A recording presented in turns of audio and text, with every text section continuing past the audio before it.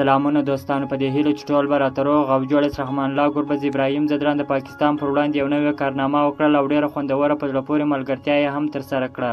افغانستان او پاکستان ترمنځ دویمه 50 اوریزه لوبه په سریلانکا کې روانه ده چې افغان لوبډلمشر حشمت الله شاهدي د لوبې ټاس وګټي. لومړی د توپوهنې پرېکړه وکړله. په ټاکل شویو 500 اورونو کې د 5 لوبغاړو په سوځېدو سره 300 منډې جوړې کړلې. افغان لوبډلې بیا د تېرې لوبې سره نن ډېره خوندوره په زړه پورې توپوهنه وکړله. رحمان الله ګربز 150 منډې جوړ کړې. ابراهیم ځدران بیا 80 منډې جوړې کړلې. په نننۍ لوبډله کې بیا 2 بدلونونه راغلي وو. ریاض حسن د رحمتشاه پر ځای راغلی و. شهید الله کمال بیا د عظمت الله عمرزي پر ځای راغلی و چې تېره لوبه کې ټپي سوی و.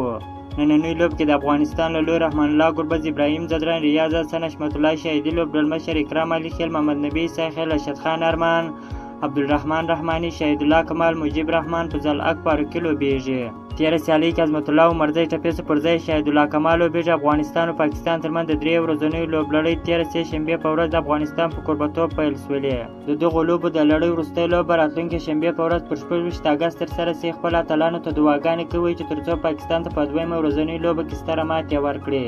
که مو چیرې دغه ویډیو خوښ شوې ده، په چینل کې نوی یاست نو حتما زموږ چینل هم درسره سبسکرایب کړئ. که فیسبوک پیج مې تر اوسه نه یې فالو کړی نو فیسبوک پیج هم درسره فالو کړئ. تر بلې ویډیو پورې د الله په امان.